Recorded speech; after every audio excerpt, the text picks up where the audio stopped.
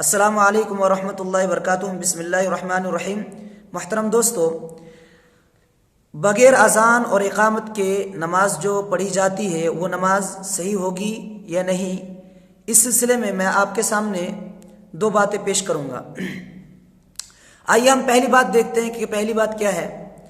عبداللہ بن مسعود رضی اللہ عنہ کے پاس اسود اور علقمہ یہ دونوں حضرات جاتے ہیں ان سے ملنے کے لیے۔ جب ان کے گھر پر پہنچتے ہیں تو عبداللہ بن مسعود رضی اللہ عنہ سوال کرتے ہیں کہ ان لوگوں نے آپ کے پیچھے نماز پڑھ لی یا نہیں، تو یہ کہتے ہیں کہ نہیں۔ تو عبداللہ بن مسعود رضی اللہ عنہ کو حکم دیتے ہیں کہ چلو کھڑے ہو جاؤ، نماز پڑھتے ہیں۔ اور ان کو نہ تو اذان پڑھنے کے لیے کہتے ہیں، نہ اقامت کہنے کے لیے کہتے ہیں، اور نماز کے لیے کھڑے ہو جاتے ہیں۔ یہ دونوں پیچھے سب لگا لیتے ہیں۔ عبداللہ بن مسعود رضی اللہ عنہ دونوں کو آگے کھینچ کر ایک کو دائیں طرف ایک کو بائیں طرف کھڑے کر لیتے اور نماز پڑھنے لگ جاتے ہیں۔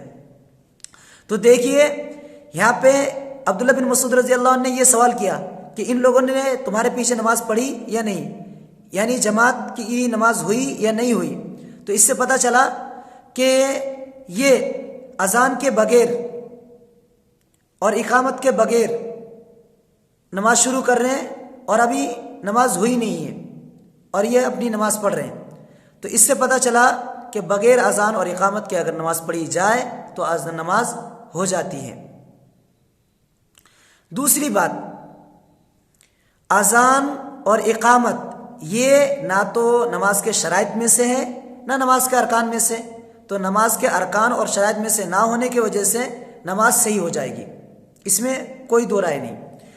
اب رہا مسئلہ کہ اذان اور اقامت چھوڑنا یہ کیا صحیح ہے؟ تو ناظرین، اذان اور اقامت چھوڑنا یہ غلط ہے، گناہ گار ہوں گے۔ اذان اور اقامت کو نہیں چھوڑنا چاہیے بغیر کسی عذر کے۔ ایسا عذر ہو سکتا ہے کہ آدمی کو قضاء حاجت کی ضرورت ہے، دو چار آدمی سفر کر رہے ہیں تو استنجا لگا ہوا ہے لیکن استنجا کر نہیں سکتے، ان کو ایسا موقع نہیں مل پا رہا کہ وہ استنجا کریں، تو وہ دیکھنے کے ہم عصر کے وقت آنے سے پہلے فلاں جگہ پہنچ جائیں گے اور عصر کی نماز ہم ادا کر سکتے ہیں، ظہر کی نماز ہم ادا کر سکتے ہیں۔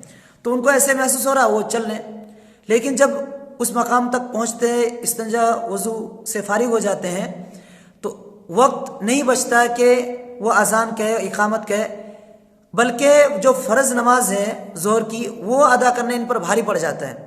تو اب یہ اگر بغیر کسی اذان اور اقامت کے نماز پڑھ لیتے ہیں، نماز بھی صحیح ہو جائے گی اور ان کے اوپر گناہ بھی نہیں ہوگا، بھلے اس سے یہ کیا ہے، مسافر ہے، مسافر کے اوپر بھی اذان کہنا ضروری یا پھر اقامت کہنا ضروری، دونوں میں سے کوئی ایک کہنا تو ضروری ہے ہی ہے، لیکن اگر دونوں کہے تو زیادہ افضل اور بہتر ہے۔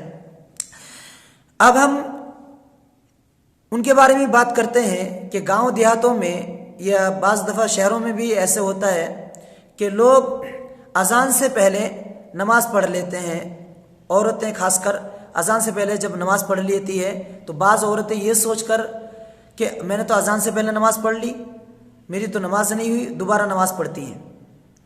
تو ناظرین، آپ اپنی ماں بہن کو بتلائیں کہ اذان اور اقامت یہ عورتوں کے اوپر ضروری اور لازمی نہیں ہے۔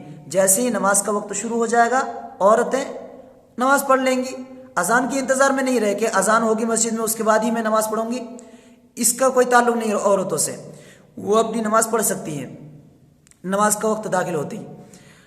اب وہ لوگ جو گاؤں دیہاتوں میں رہتے ہیں جہاں نہ تو امام متعین ہے نہ مؤذن متعین ہے، لوگ آ کے کوئی اذان دے دیتا ہے، کوئی نماز پڑھا دیتا ہے، تو ایسے علاقے میں بعض دفعہ ایسا ہوتا ہے کہ کوئی شخص نماز پڑھ کے چلا گیا یہ سمجھ کر کہ اذان ہو گئی تھی اور وہ جا کے نماز پڑھ کے آ جاتا ہے، تھوڑی دیر بعد کوئی جا کے اذان پڑھ دیتا ہے، تو یہ شخص جو ابھی نماز پڑھ کے آیا تھا یہ سوچتا ہے کہ شاید میری نماز نہیں ہوئی، کیونکہ میں نے اذان سے پہلے نماز پڑھ لی، وہ بیچارہ دوبارہ نماز پڑھ لیتا ہے۔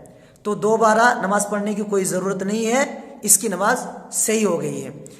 تو ناظرین، آپ سے یہی اپیل، یہی درخواست ہے کہ آپ زیادہ سے زیادہ اس ویڈیو کو شیئر کریں تاکہ جو لوگ اس جہالت میں مبتلا ہیں اور ان کو معلوم نہیں ہے، وہ غلطی کر رہے ہیں ایسی، وہ اس غلطی سے باز آ جائیں۔ اللہ تعالیٰ سے دعا ہے کہ اللہ تعالیٰ ہمیں قرآن و حدیث کا علم زیادہ سے زیادہ سیکھنے اور ان پر عمل کرنے کی توفیق عطا فرمائے، اور ہمارے سماج سے جہالت کو ختم فرمائے۔ والسلام علیکم۔